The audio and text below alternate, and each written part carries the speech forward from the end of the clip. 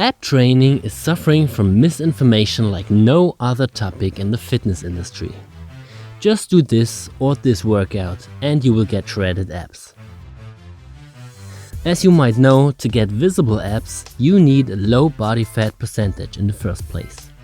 You can have very well trained and strong abs, but if your body fat percentage is too high, they won't be visible. Usually the abs start to show at around 10 to 15% body fat, depending on different other factors as well.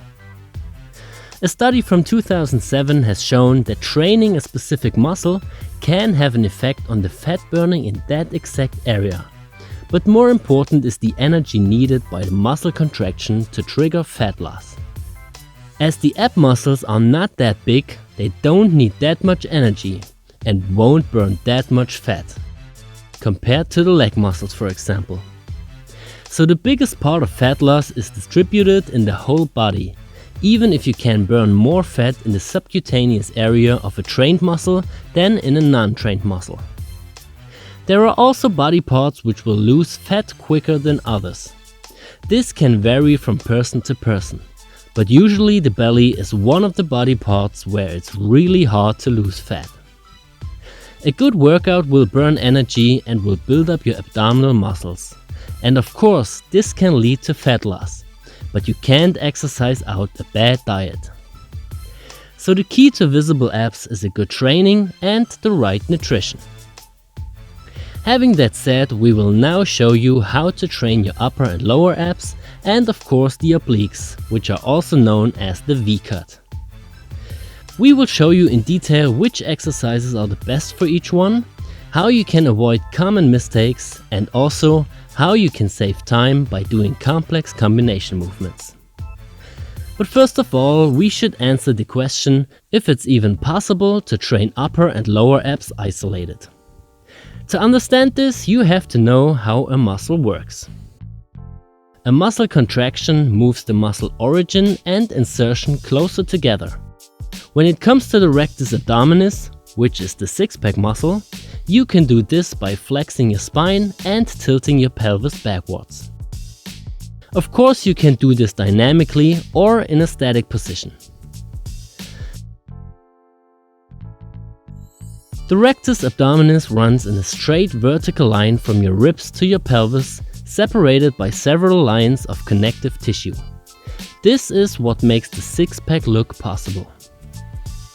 So because it's one muscle, it's not possible to really isolate your lower or upper abs. Every pelvis and spine movement will lead to a contraction of the whole muscle. Keeping this in mind, there are hints that show it's possible to set the focus more to one of those parts.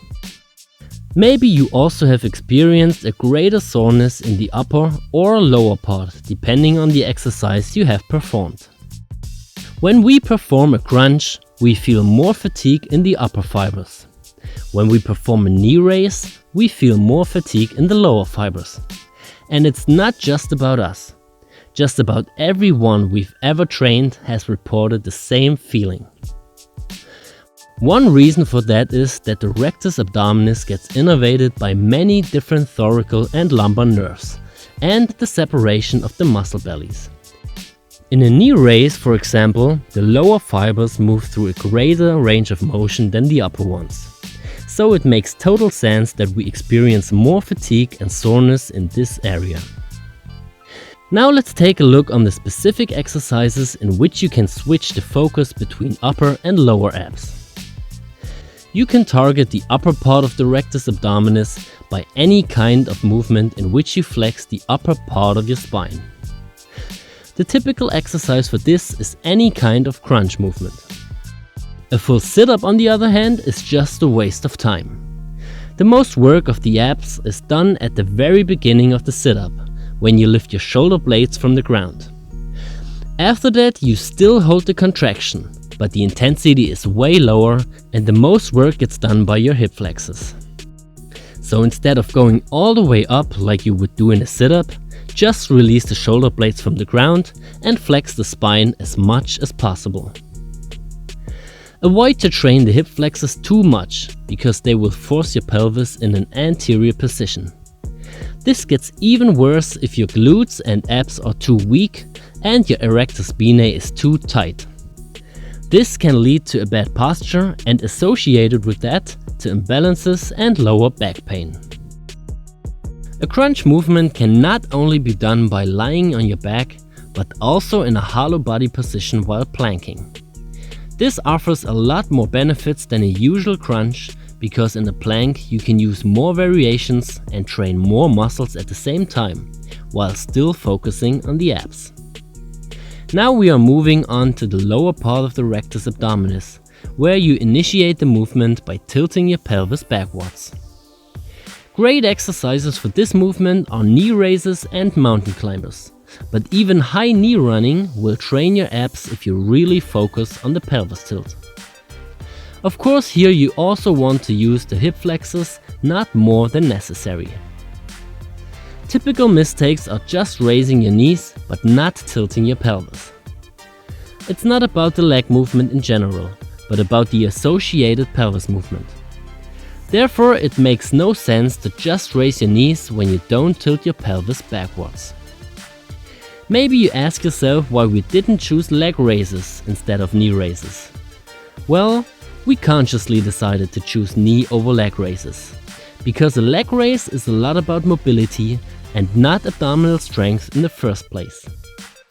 If your rectus femoris isn't strong enough and your hamstrings are too tight, this movement will be limited because of these weak points. It's also not the best idea to add even more resistance to leg raises by adding weight if you're still too weak or your mobility is not on point. In the most cases, this will just result in more work for your hip flexors and less focus on your abs. If you want to do mountain climbers with resistance, be sure to focus on the pelvis and not the leg movement in the first place.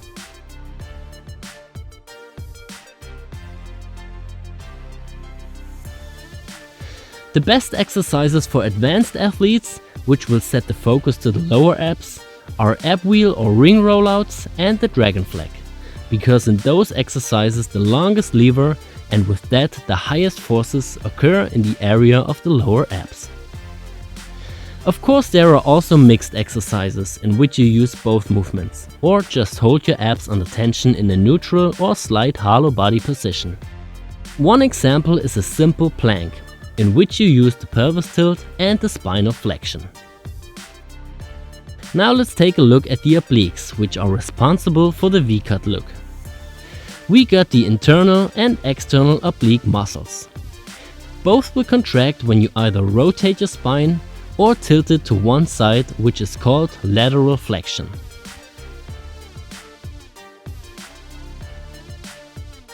Here we got a lot of options, like doing side planks in different variations, planks with rotations,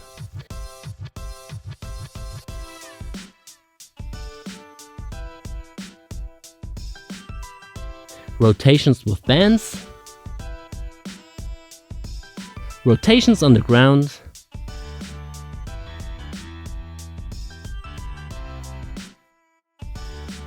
windshield wipers,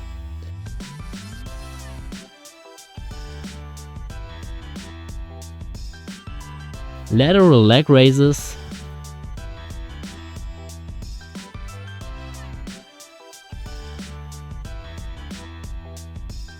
and lateral hip raises. As with any other movement, focus on as much lateral flexion or rotation in your spine as possible. When it comes to the windshield wipers, you can do them in a hanging position and on the ground.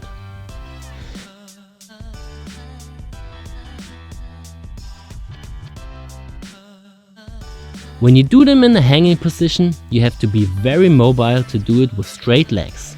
Because if you can raise your legs nearly vertically without raising your upper body, you will mainly work on your back strength. The more you move your upper body from the vertical to the horizontal position, the more you will engage the muscles on your back, like the lats and the traps. This is not wrong in general, but if you want to set the focus to your abs, it's not the best choice to do a movement in which your back will fatigue first. If you don't have the necessary mobility, just do them with tucked knees. When you do the windshield wipers on the ground, take care to also raise your shoulder blades from the ground. With that, you got an even better movement, because now you combine the obliques and the rectus abdominis in an optimal way. Speaking of combinations, we will now show you how you can combine all those movements into one exercise. This is not only very effective, but also functional, and it will save time.